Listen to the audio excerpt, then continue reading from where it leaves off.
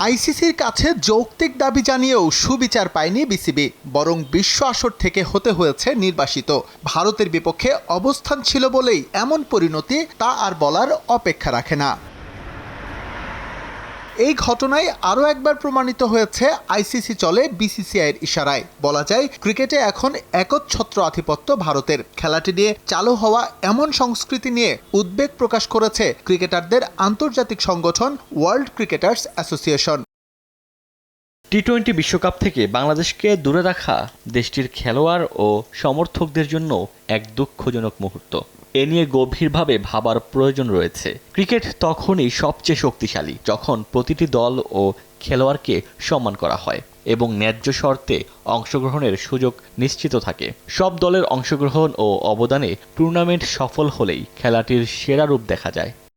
রোজকার সাধারণ খাবার এখন হবে অসাধারণ। প্রাণ স্বাদের মশলা, স্বাদ বাড়ায়, ঘ্রাণ ছড়ায়। শুধু বাংলাদেশ নয়, ভারতের রাজনৈতিক বৈরিতার শিকার হয়েছে পাকিস্তানও। আয়োজক হয়েও পিসিবিকে ম্যাচ খেলতে হয়েছে ভিন্ন দেশে। জানিয়ে ডব্লিউসিএ সরাসরি বিসিসিআইকে দায়ী না করে বরং উদ্বেগ প্রকাশ করেছে ক্রিকেটের ভবিষ্যৎ নিয়ে। সম্প্রতি খেলাটিতে কিছু বড় ধরনের প্রবণতা লক্ষ্য করা যাচ্ছে, যা আমাদের উদ্বিগ্ন করে তুলেছে। চুক্তিকে সম্মান না করা, অধিকার ক্ষুণ্ণ হওয়া এবং খেলোয়াড় ও তাদের প্রতিনিধিদের সঙ্গে অর্থবহ আলোচনার অভাব, এসব বিষয়ে মানুষের প্রতি এক ধরনের অবহেলার ইঙ্গিত দেয়, যা ক্রিকেটে থাকা উচিত নয়। এসব সমস্যা যদি উপেক্ষিত থেকে যায়, তবে শেষ পর্যন্ত খেলাটির সুস্থতা ও ভবিষ্যৎ দুর্বল হয়ে পড়বে। টি-20 বিশ্বকাপে অংশগ্রহণের সুযোগ না পাওয়ায় আর্থিকভাবে বেশ ক্ষতির মুখে পড়বে বিসিবি। তবে তার চেয়ে বেশি ক্ষতির শিকার হবেন ক্রিকেটাররা। এমন পরিস্থিতিতে লিটন মোস্তাফিজদের সমর্থন জানিয়ে তাদের পাশে থাকার ঘোষণা দিয়েছে ডব্লিউসিএ।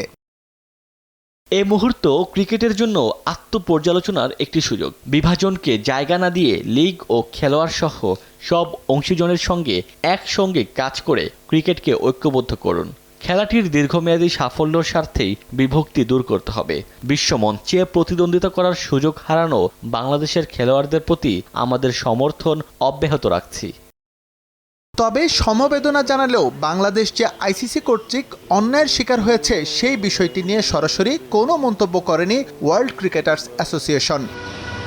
এস এম ইকবাল, সময় সংবাদ।